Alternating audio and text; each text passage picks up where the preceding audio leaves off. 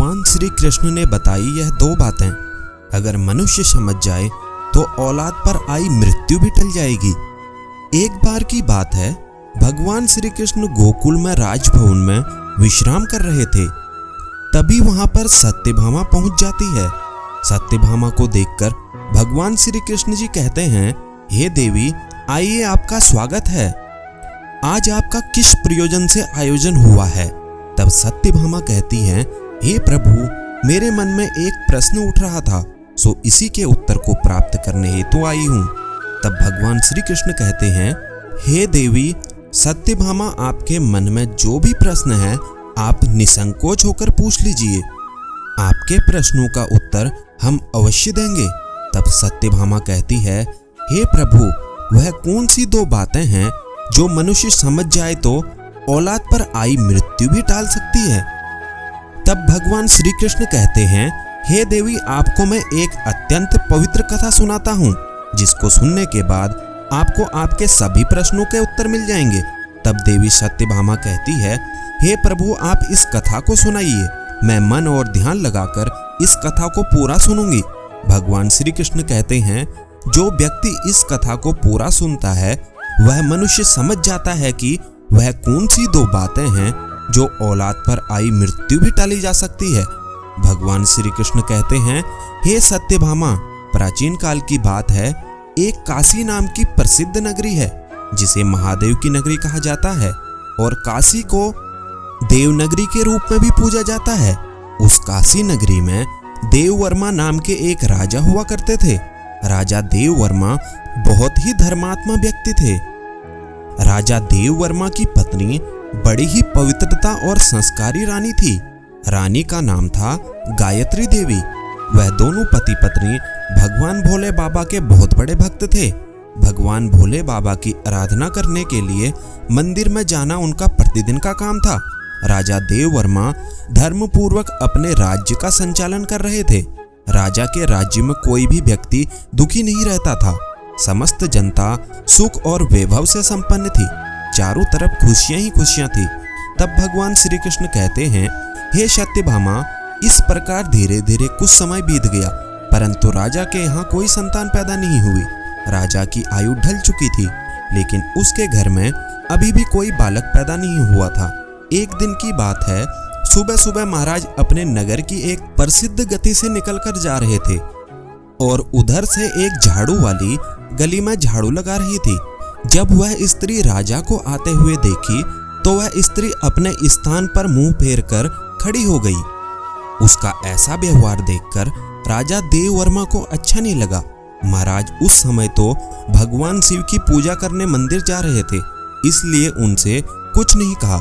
लेकिन जब वह राजा दरबार में आए तो उन्होंने अपने एक सैनिक को बुलाकर कहा कि तुम जाओ और उस झाड़ू लगाने वाली को बुलाकर ले आओ, उससे मुझे कुछ बात करनी है। वह सैनिक उस झाड़ू लगाने वाली के घर जाता है, जिसने महाराज को देखकर मुंह फेर लिया था। सैनिक ने कहा, तुम्हें राजा साहब ने दरबार में बुलवाया है।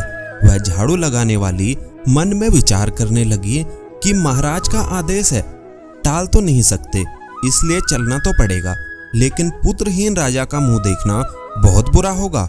वह झाड़ू लगाने वाली उस सैनिक के साथ राजा के दरबार के लिए चल देती है और कुछ समय के बाद महाराज के दरबार में जाकर खड़ी हो जाती है और राजा को प्रणाम करती है। महाराज कहने लगे, हे बहन, आप मुझे एक बात बताओ, आज प्रातः काल जब मैं भगवान शिव के मंदिर के लिए जा रहा था तो तुमने मुझे देखकर अपना मुंह क्यों फेर लिया था? तब वह महिला कहती है, हे महाराज, आप भले ही मुझे मृत्यु दंड दे दो तो भी मुझे कोई ऐतराज नहीं, परंतु मैं सत्य ही बोलूंगी। हे महाराज, आपके यहाँ तो परम विद्वान और श्रेष्ठ महर्षि राजपुरोहित सब विराजमान हैं। अगर मैं गलत बोलूं तो आप इनसे पूछ लीजिएगा। सुबह सुबह आपका कोई मुंह देख लेता है तो उसका पूरा दिन खराब जाता है। क्योंकि आप संतानहीन राजा हैं, इसलिए मैं आपको देख करके अपना मुंह फेर ली थी। राजा देववर्मा इस बात को सुनकर बड़े ही अचंभित हुए। मन में विचार करने लगे कि यह स्त्री तो बिल्कुल सही कह रही है। यदि किसी नगर का राजा पुत्रहीन है तो वास्तव में यह अच्छा नहीं है। आगे भगवान श्री कृष्ण कहते हैं, हे देवी सत्यभामा, राजा ने उस झाड़ू लगाने वाली को उसके घर भेज दिया और मन में विचार करने लगे कि अब तो मुझे भगवान शिव के यहाँ जाकर एक पुत्र प्राप्ति यज्ञ करना चाहिए।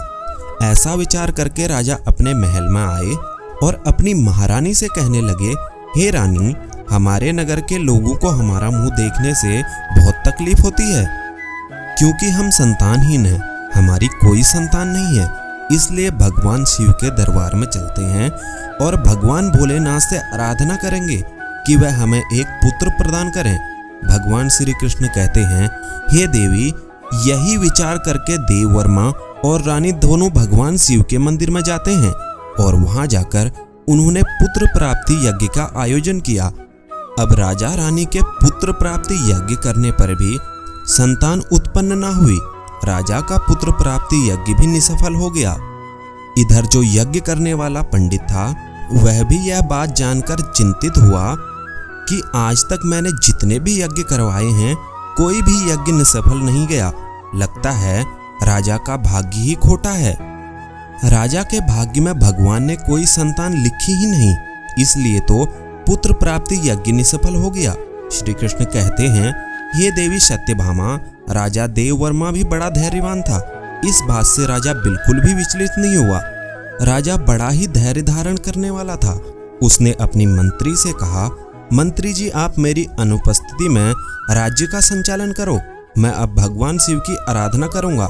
ऐसा निश्चय करके राजा भगवान शिव के मंदिर में बैठकर अपनी तपस्या करने लगते हैं और इस तरह से धीरे धीरे तपस्या करते हुए राजा को 1 साल गुजर जाता है।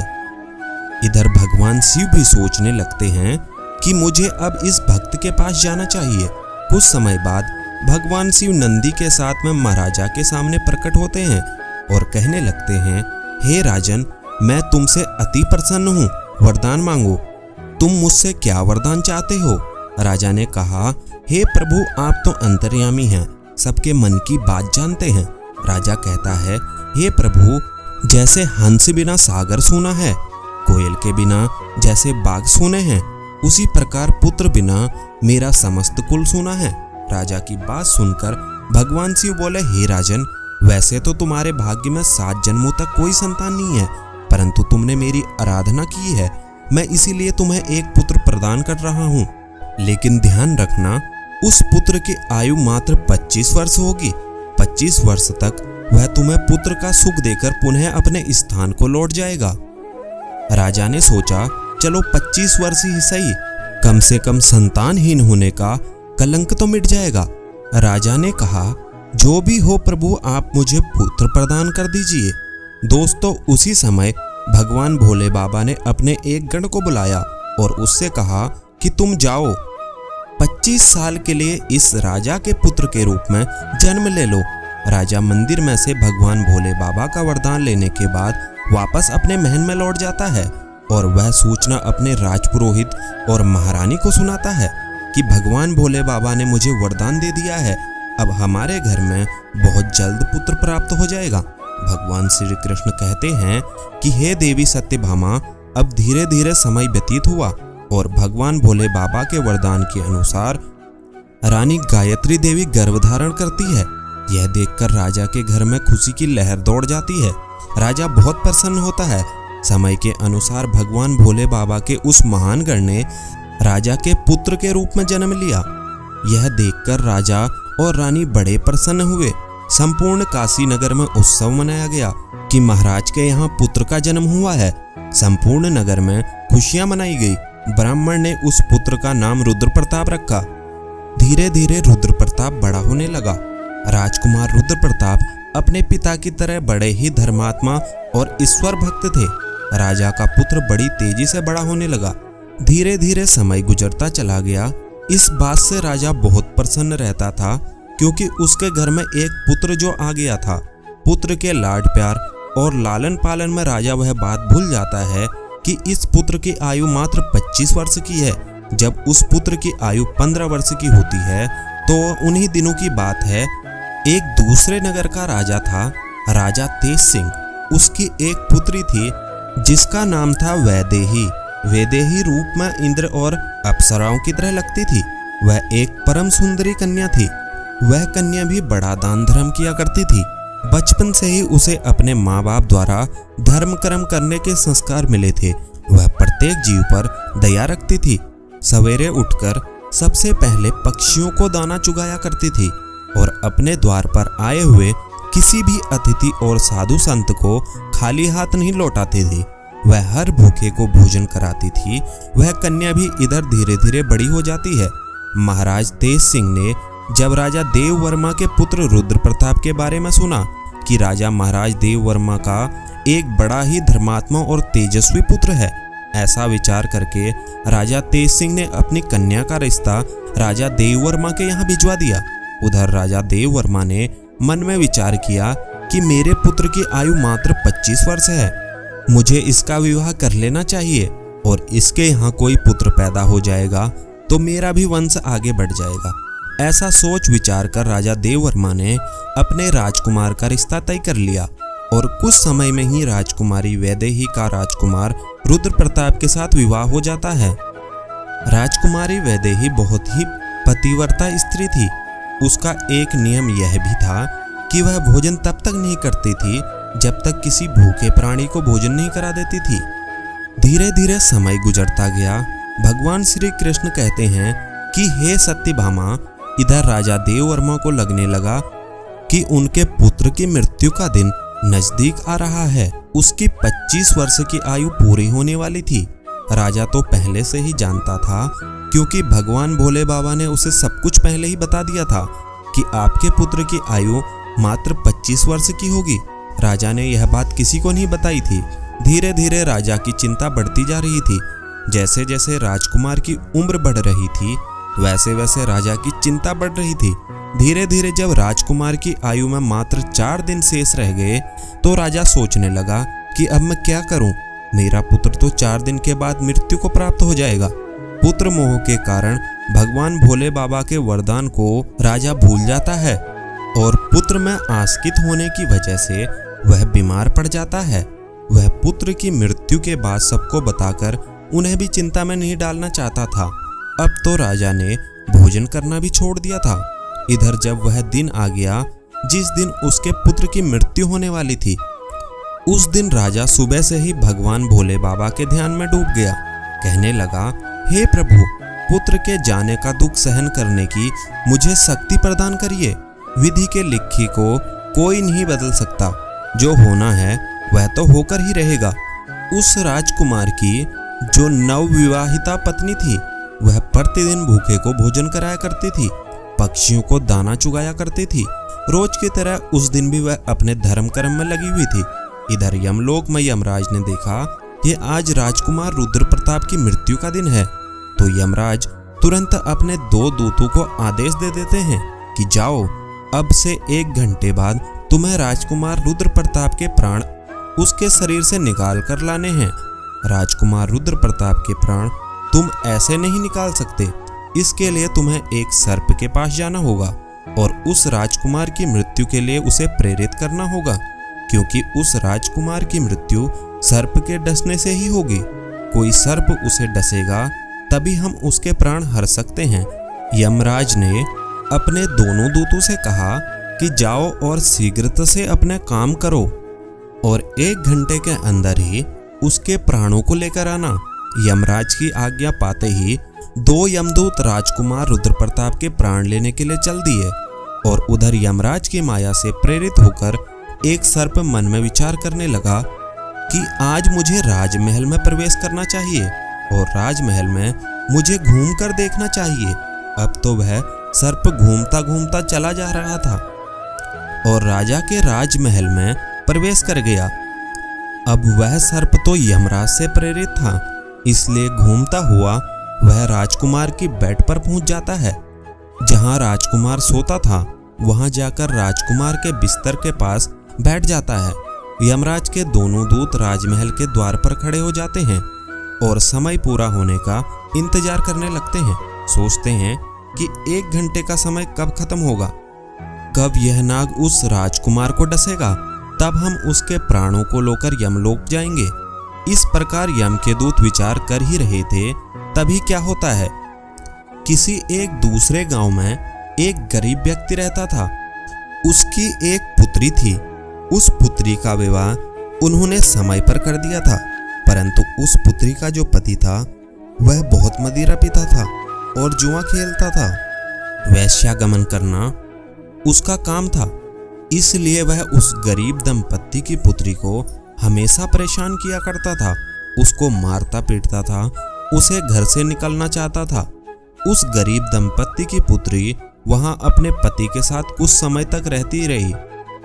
उसके बाद वह गर्भ धारण करती है और एक दिन वह अपने पति की मारपीट से तंग आकर अपने पिता के घर चली आती है। उस लड़की का पिता बूढ़ा हो चुका था, इसलिए उसकी कुछ कमाई नहीं हो पाती थी। वह बेचारा भी भीख मांगकर खाता था, भीख मांगता और तीनों प्राणियों का पेट पालन पोषण करता था। इधर जब 9 माह का समय पूरा हुआ तो उसकी पुत्री ने एक पुत्र को जन्म दिया और पुत्र को जन्म देने के बाद उसे बहुत तेज भूख लगी और भोजन की आवश्यकता पड़ी, क्योंकि जो प्रसव काल की भूख होती है वह बहुत तेज होती है। अब वह अपने पिता से भोजन मांगती है। वह बेचारा गरीब ब्राह्मण भोजन के लिए आसपास के गांव चला जाता है, लेकिन उसके रोज रोज मांगने के कारण उसको लोग भीख भी नहीं देते हैं और उस गरीब को कोई भी खाने को भोजन नहीं देता है। उधर उस लड़की की भूख उसे बहुत बेचैन करती जा रही थी, तो वह लड़की अपने पिता से कहने लगी, पिताजी, मैं भूख के मारे मरी जा रही हूँ, बिना भोजन के 3 दिन हो चुके हैं। तुम्हें कुछ भीख में मिला हो तो मुझे खाने को दे दो, नहीं तो मैं मेरे बच्चे को ही खा जाऊंगी। तब वह बूढ़ा आदमी कहता है कि हे पुत्री, तुम इस पुत्र को मत खाना। मैं आज कोशिश करता हूँ, मैं अभी भोजन मांगने के लिए कहीं जाता हूँ, अगर कहीं से कुछ मिल जाता है तो मैं तुम्हें लाकर दे दूंगा। आज मैं काशी नगर में जाऊंगा, वहाँ के जो राजा हैं उनके द्वार पर जाकर उनसे कुछ मांगूंगा। यदि कुछ खाने को मिला तो वह मैं तुम्हें लाकर अवश्य दूंगा। ऐसा विचार करके वह बूढ़ा पिता चल देता है। और इधर जो राजकुमार की धर्म पत्नी वैदेही थी, वह रोजाना गरीबों को भोजन करवाती थी। उस दिन महाराज तो बीमार पड़े थे, क्योंकि पुत्र मोह के कारण वह अपने कक्ष में पड़े हुए थे, इसलिए आज उसने गरीबों को कोई भोजन तो नहीं कराया, परंतु उसने अपने पति के लिए जो भोजन बनाया था उसमें कई प्रकार के व्यंजन से और पकवानों से सजाकर अपने भोजन का थाल सजाकर उसने रख दिया था कि उसके पति आएंगे तो वह उन्हें भोजन करा देगी। लेकिन इतने में वह बूढ़ा आदमी उसके द्वार पर पहुंच जाता है। इधर राजकुमार रुद्र प्रताप की पत्नी वैदेही को द्वार पर खड़ा देख वह दीनहीन वृद्ध आदमी दिखाई दे जाता है और उस बूढ़े आदमी को देखकर उसे दया आ जाती है। बूढ़े आदमी ने उसकी तरफ देखा तो कहने लगा, हे बेटी, यदि मुझे इस समय कुछ भोजन मिल जाए तो तुम्हारा बड़ा एहसान होगा। रानी ने देखा कि यह कोई गरीब आदमी है और मुझसे भोजन मांग रहा है। यह भोजन तो मैंने अपने पति के लिए बनाया है, अगर यह भोजन मैं इसे दे दूंगी तो मेरा पति क्या खाएगा। फिर उसने सोचा कि मेरे पति तो अभी आए भी नहीं हैं, वह अपने बीमार पिता के पास बैठे हैं, तब तक मैं यह भोजन इस बेचारे गरीब व्यक्ति को दे देती हूँ। मेरे पति आ जाएंगे तो मैं उनके लिए और भोजन तैयार कर दूंगी।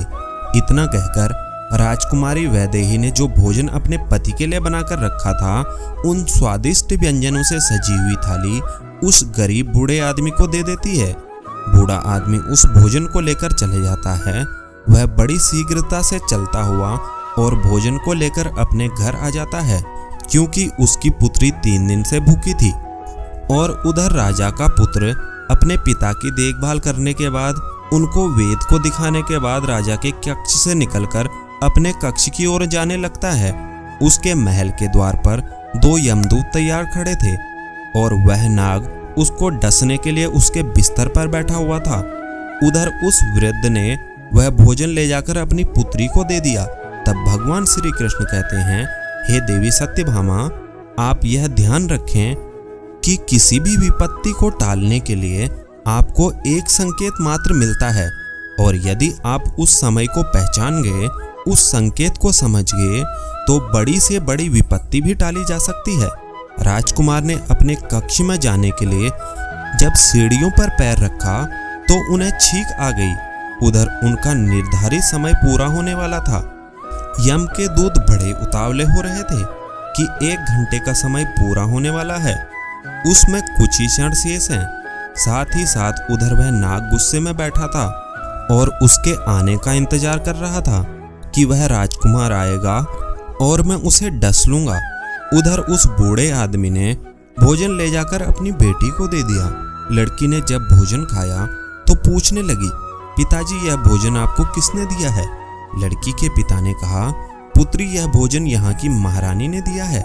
यहाँ के राजा की जो पुत्र वधू है उसने मुझ पर दया करके यह स्वादिष्ट भोजन मुझे दिया है।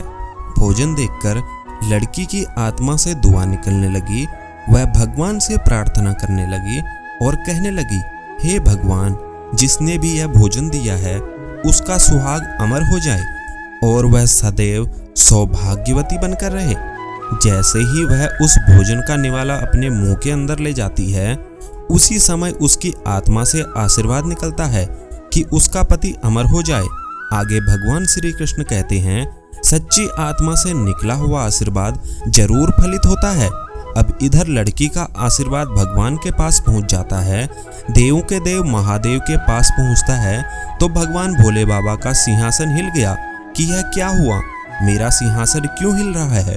भगवान भोले बाबा मन में विचार करने लगे कि दुनिया में ऐसा क्या घटित होने वाला है। उन्होंने तुरंत नारद मुनि को बुलाया और नारद मुनि से कहा कि हे नारद मुनि, देख करके आओ कि तीनों लोकों में क्या घटित होने वाला है। नारद ने जब देखा तो सब समझ में आ गया। उन्होंने जाकर के भगवान भोले बाबा से कहा, हे प्रभु, एक विचित्र घटना घट रही है। राजा देववर्मा के पुत्र की मृत्यु का समय आ गया है। यमदूत दरवाजे पर खड़े हैं। नाग उसके बिस्तर में फन फैलाई बैठा है। राजकुमार सीढ़ियों पर चढ़कर ऊपर जा रहा है। जैसे ही वह अपने बिस्तर पर जाकर बैठेगा, नाग उसे डस लेगा। और उधर वह बूढ़े आदमी की पुत्री है जो राजकुमारी को आशीर्वाद दे रही है। उसकी आत्मा से आशीर्वाद निकल रहा है कि वह उसका सुहाग अमर हो जाए। हे भगवान, यह कैसा विचित्र संयोग है। एक तरफ मौत लेने को खड़ी है, दूसरी तरफ आशीर्वाद उसकी लंबी आयु की प्रार्थना कर रहा है। अब तो दान की शक्ति और मौत में टक्कर हो गई है। नारद बोले, प्रभु इसमें क्या होगा?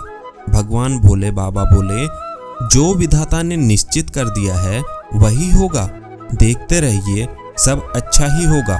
उसके बाद भगवान भोले बाबा वहां से अंतर्ध्यान हो जाते हैं।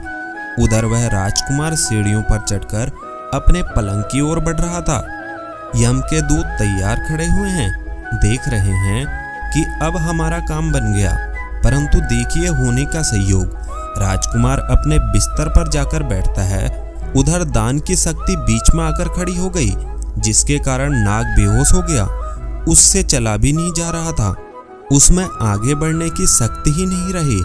नाग सोचने लगा कि मैं तो इस राजकुमार को डसने आया था, पर मुझसे तो अब चला भी नहीं जा रहा है। यह सब क्या हो रहा है? यह सब उस आशीर्वाद का प्रभाव था जो उस भूखी लड़की ने दे दिया था। भगवान श्री कृष्ण कहते हैं, हे देवी सत्यभामा, जब श्राप लग जाता है तो आशीर्वाद भी लगता है। राजकुमार और नाग के बीच में आशीर्वाद आकर खड़ा हो गया। राजकुमारी का दान मृत्यु को आगे से बढ़ने नहीं दे रहा था। यमदूत उस दान की शक्ति से कहने लगे कि तुम यहाँ से लौट जाओ, हमें हमारा काम करने दो। हम इसको लेने आए हैं और इसके प्राण लेकर जाएंगे। तो दान की शक्ति और उस लड़की का आशीर्वाद कहने लगा, कभी नहीं, ऐसा कभी नहीं होगा कि हमारे होते हुए तुम इसके प्राणों का हरण कर सको। अब तो दोनों में बहस आरंभ हो जाती है। बहस आरंभ हुई तो उनमें युद्ध शुरू हो गया और दान की शक्ति उन यम के दूतों को आगे बढ़ने से रोक दिया। यम के दूत आगे नहीं बढ़ पाए और यम के दूत वापस हारकर यमलोक को चले गए। दूतों ने जाकर के यमराज से कहा, महाराज यह कैसी विडंबना है। यमराज ने कहा, तुम लोग खाली कैसे आ गए? तुम्हें तो राजकुमार रुद्र के प्राण लेने भेजा था। तभी यमदूत कहते हैं, हे स्वामी, उसके प्राणों को लाने में 2 बड़ी बाधाएं बीच में खड़ी हैं। उसके आगे हमारा कोई जोर नहीं चल पाया। यमराज ने कहा, ऐसी कौन सी बाधाएं हैं जो मृत्यु के मार्ग में रोड़ा बन रही हैं? दोनों यमदूतों ने बताया, हे स्वामी, एक तो दान की शक्ति है, दूसरी आशीर्वाद की शक्ति। इतनी बात सुनकर यमराज बोले, हे दूतों, लगता है प्राण लाते लाते तुम लोग बूढ़े हो गए हो। मैं जाकर देखता हूँ कि कौन सी बाधा राजकुमार के प्राण लाने से रोकती है। फिर भगवान श्री कृष्ण कहते हैं, हे देवी सत्यभामा। फिर यमराज धरती लोक पर स्वयं ही आ गए। उधर भगवान भोले बाबा ने मन ही मन सोचा कि अब मुझे इनसे समझौता कराना ही होगा। यमराज इनसे जीत नहीं पाएगा, और अगर यमराज हार गए तो यह प्रकृति के नियमों का उल्लंघन होगा। यमराज जब वहां उपस्थित हुए तो वहीं भगवान शिव जी भी प्रकट हो गए। यमराज ने भगवान भोले बाबा को देखा तो भगवान भोले बाबा को देखकर उनके चरणों में प्रणाम किया। भगवान यमराज से बोले, हे यमराज, आप नहीं जानते हो, आपके विधान के अनुसार इसकी आयु पूर्ण हो चुकी है, परंतु आप मुझे यह बताइए कि क्या श्राप नहीं लगते? श्राप तो मुझे भी झेलना पड़ा, श्री हरि विष्णु को और ब्रह्मा जी को भी झेलने पड़े थे।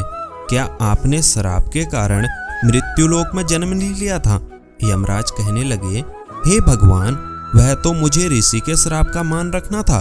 तो भगवान शिव बोले कि जब तुम एक श्राप का मान रख सकते हो तो उसी तरह किसी की भी आत्मा से निकलने वाले आशीर्वाद का भी मान रख सकते हो। उसे आप कैसे निष्फल कर सकते हो? यमराज भगवान भोले बाबा से बोले, हे प्रभु, अब इसका उपाय आप ही बताइए, मैं क्या कर सकता हूँ? तो भगवान भोले बाबा यमराज से बोलते हैं कि आप इस राजकुमार की आयु 110 वर्ष कर दीजिए, और 110 वर्ष के बाद इसको आप ले जाना। यह उस शक्ति के आशीर्वाद के कारण और वरदान के कारण मृत्यु के योग्य नहीं रहा है, इसलिए मृत्यु को इसने जीत लिया है। भगवान भोले बाबा के कहने पर यमराज ने प्रकृति के नियमों में परिवर्तन कर दिया और यमराज रुद्र प्रताप की आयु को बढ़ाकर 110 वर्ष कर दिया। उसके बाद यमराज यमलोक को वापस लौट गए। इधर राजकुमार रुद्र प्रताप की आयु 110 वर्ष की हो जाती है। भगवान श्री कृष्ण कहते हैं, हे सत्यभामा, इस प्रकार से एक भूखे को भोजन दान देने पर राजा की औलाद पर आयु मृत्यु भी टल गई। इसलिए तो मनुष्य के अच्छे कर्म, दया भाव, दीनहीन की सेवा मृत्यु को भी टालने का सामर्थ्य रखते हैं। लेकिन मनुष्य को यह देखना चाहिए कि जिसको वह दान दे रहे हैं वह उस दान का पात्र होना चाहिए, अर्थात वह दान देने के योग्य हैं या नहीं। यदि मनुष्य सुपात्र को दान देते हैं तो उस दान के सामने मौत भी पराजित हो जाती है। यदि कोई व्यक्ति किसी की सेवा करके और उसके कठिन समय में काम आकर उसकी मदद करते हैं, और यदि किसी का आशीर्वाद लेते हैं तो वह आशीर्वाद मृत्यु को भी टाल सकता है। दान की और आशीर्वाद की शक्ति बहुत बड़ी होती है, उस शक्ति से बड़े बड़े संकट भी टल जाता है। इस प्रकार से भगवान श्री कृष्ण ने देवी सत्यभामा को बताया है कि वह कौन सी दो बातें हैं जो औलाद पर आई मृत्यु भी टाल सकती है। तो मित्रों, आज के लिए बस इतना ही। उम्मीद करते हैं कि आपको वीडियो पसंद आई होगी। अगर वीडियो पसंद आई हो तो वीडियो को एक लाइक करके चैनल को सब्सक्राइब जरूर कर लीजिएगा। आपका बहुत बहुत धन्यवाद।